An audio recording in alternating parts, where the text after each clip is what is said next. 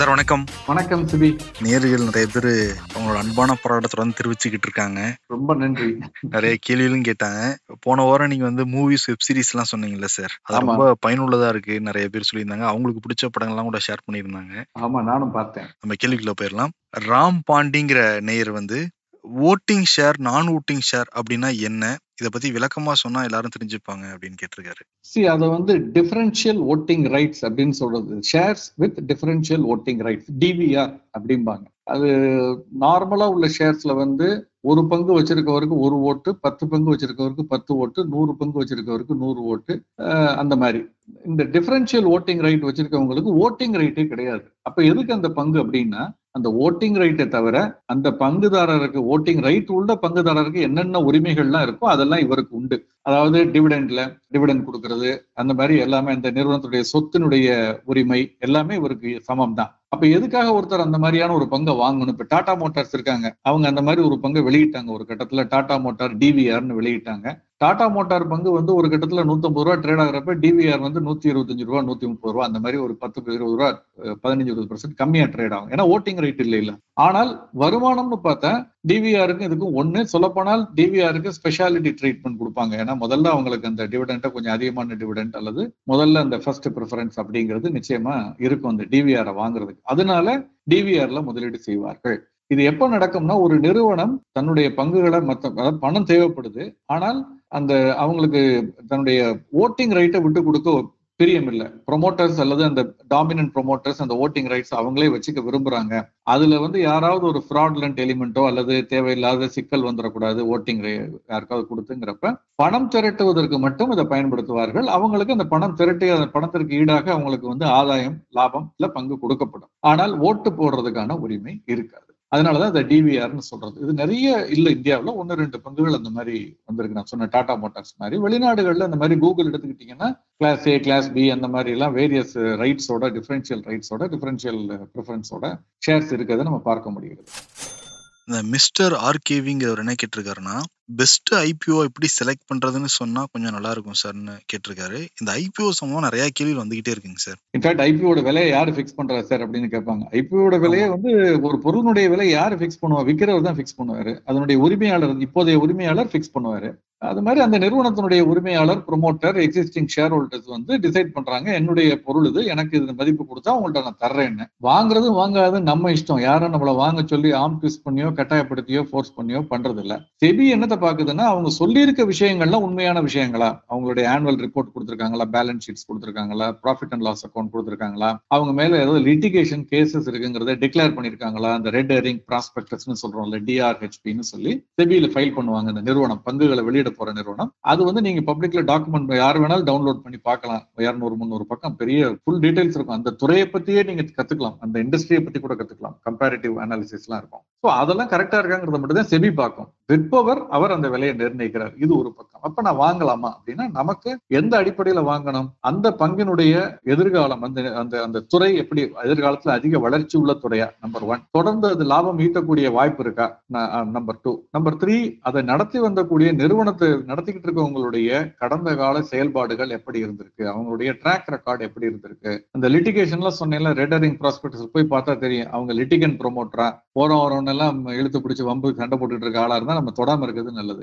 Litigation இல்லாத நிறுவனங்கள் இருக்கும்னு நான் சொல்லவில்லை, இருக்கும். ஒரு லிட்டிகேஷன்ஸ் எங்கேயாவது ஜெனுவனான ப்ராப்ளம்ஸ் இருக்கலாம். பட் லிட்டிகேஷனா ஃபுல்லா இருந்தது, அல்லது வந்து அவங்களுடைய டிவிடெண்ட் இது வரைக்கும் டிக்ளேர் பண்ணதில்லை, அவங்க வந்து அல்லது பெரிய ப்ராஃபிட்டே ஏர்ன் பண்ணல தொடர்ந்து அப்படின்லாம் இருந்ததுன்னா கொஞ்சம் கவனமாக அதுக்கு ஒரு மதிப்பு கொடுத்து நம்ம பண்ணணும். சோ அடிப்படையில ப்ரொமோட்டருடைய கிரெடிபிலிட்டி, அந்த துறையினுடைய வளர்ச்சி, அந்த நிறுவனத்தினுடைய செயல்பாடுகள், இது எல்லாத்தையும் விட சேர்த்து அந்த நிறுவனம் அந்த பங்குகளை விற்கக்கூடிய விலை நியாயமான விலை. அந்த விலை நியாயமா இல்லைன்னா என்னதான் இருந்தாலும் அதுக்கப்புறம் அது பிரிட்டானியாவா இருந்தாலும் சரி, நெஸ்லேவா இருந்தாலும் சரி, கடந்த காலத்துல பார்த்திருப்பீங்க இந்துஸ்தான் லீவரா இருந்தாலும் சரி, எல்லாமே விலை அடி வாங்கியிருக்கு. 10%, 20% இறங்கத்தான் செய்யும். நியாயமான விலை இல்லைன்னா சந்தையிலேயே, 2ஆம் கட்ட சந்தையிலேயே அடி வாங்கியிருக்கு. அந்த மாதிரி இங்கேயும் வந்து அடி வாங்குவதற்கான வாய்ப்புகள் இருக்கு. ஸோ விலைங்கிறது ரொம்ப முக்கியம். இது அடிப்படை பகுப்பாய்வுங்கிறது அது நிறுவனத்தினுடைய ப்ரொமோட்டர்ஸ் யாரு, அதனுடைய அதுக்கப்புறம் முடிவு எதை வச்சு எடுக்கணும்னா விலை நியாயமான விலையாங்கிறத வச்சு எடுக்கணும். இன்னொருத்தர் சேதுங்கிற நேர் கேட்டிருக்காரு. அவரோட புரோக்கர் வந்து மியூச்சுவல் ஃபண்ட் இன்வெஸ்ட் வந்து ஸ்டார்ட் பண்ணிருக்காராம் சார், வித்தவுட் டிமோட் அக்கௌண்ட். இப்ப வேற ஒரு புரோக்கர்ட்ட வந்து சேஞ்ச் பண்றது எப்படி அப்படிங்கறது கேட்டிருக்காங்க சார். நிறைய பேருக்கு இந்த கேள்வி இருக்கு. ஒருத்தட்ட பண்ணிட்டு இருக்காங்க, திடீர்னு இன்னொருத்தட்ட மாறணும்னா அதுக்கான ப்ரொசீஜர்லாம் என்ன சார்? அதாவது ட்ரேடிங் அக்கௌண்ட்டை வந்து ஒரு புரோக்கர்ட்ட பண்ணிட்டு இருக்கோம், இன்னொரு புரோக்கர்ட்ட போகணும்னா இன்னொரு புரோக்கர்ட்ட ட்ரேடிங் டிமேட் அக்கௌண்ட் ஓபன் பண்ணிட்டு இதே பேர்ல இருக்கணும். ஓபன் பண்ணிட்டு இந்த ஏற்கனவே இருக்கவர்கிட்ட க்ளோஸ் அண்ட் டிரான்ஸ்ஃபர் அப்படின்னு ஒரு லெட்டர் கொடுத்து, அந்த டெலிவரி இன்ஸ்ட்ரக்ஷன் ஸ்லிப் இருக்கும் சிலதுல ஆன்லைன்ல வந்துருச்சு. இப்ப அதை கொடுத்தீங்கன்னா அந்த அக்கௌண்ட்டை க்ளோஸ் பண்ணி நம்ம புதுசா ஓபன் பண்ணிருக்க அக்கௌண்ட்டுக்கு அந்த ஷேரை பூரா டிரான்ஸ்ஃபர் பண்ணிடுவாங்க டிமேட் அக்கௌண்ட்ல இருந்து. இது ஷேர்ஸை பொறுத்த வரைக்கும். இதுல அந்த டிரான்ஸ்ஃபருக்கு எந்த கட்டணமும் வாங்கக்கூடாதுங்கிறது கூட செபியினுடைய ஒரு இது. ஓகே, ஏஎம்சி எல்லாம் வாங்குவாங்க, அந்த க்ளோஸ் அண்ட் டிரான்ஸ்ஃபருக்கு கட்டணம் வாங்குறது இல்ல. இது ஒன்று. இப்ப மியூச்சுவல் ஃபண்டை பொறுத்த வரைக்கும் நம்ம அதை டிமேட்லயே வாங்க வேண்டியது இல்லை. அது ஆல்ரெடி டிமேட்ல தானே இருக்கு. எங்க நீங்க இப்ப ஷேர்னா சர்டிபிகேட்னு ஒன்று இருந்தது, அதை டிமேட் பண்ணோம், டிமேட்னு இப்ப இருக்குது. இந்த மியூச்சுவல் ஃபண்ட் இருக்கிறதே அவங்க கொடுக்குற ஸ்டேட்மெண்ட் மட்டும் தானே. அது ஏற்கனவே இருக்கிறதே டிமேட் தான்.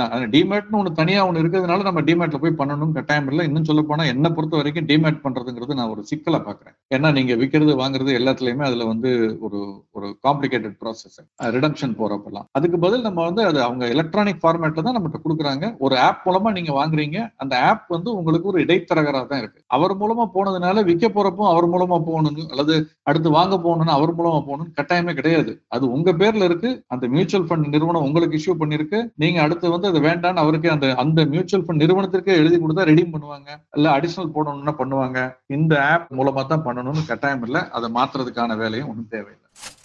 சதீஷ்ங்கிற என்ன கேட்டிருக்காருன்னா, எல்ஐசி ஏஜென்ட் மாதிரி மியூச்சுவல் ஃபண்டுக்கும் டிஸ்ட்ரிபியூட்டர் இருக்காங்களா? அது எப்படி ஒர்க் ஆகுது? நிச்சயமா இருக்காங்க.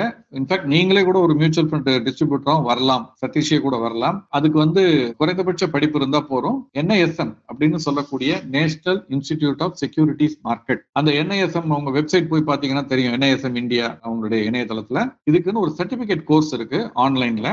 அதுக்கு ரிஜிஸ்டர் பண்ணிக்கிட்டு அது ₹2000 ₹2500 ₹3000 ஆகும். அந்த பணத்தை கட்டிட்டீங்கன்னா ஒரு டேட் கொடுப்பாங்க. அந்த டேட்ல சென்னையில, திருச்சியில கூட இருக்குன்னு நினைக்கிறேன், சில ஊர்கள்ல இருக்கு, முக்கியமான ஊர்கள்ல இருக்கு. அங்க இருக்கக்கூடிய NISM ஆபீஸ் அல்லது அவங்களுடைய துணை ஆபீஸ்ல வந்து நீங்க வந்து ஆன்லைன் எக்ஸாம் எழுதணும். 2 மணி நேரம் டைம் கொடுப்பாங்க. 60 மார்க் வாங்க வேண்டி இருக்கலாம். நெகட்டிவ் மார்க் உண்டு.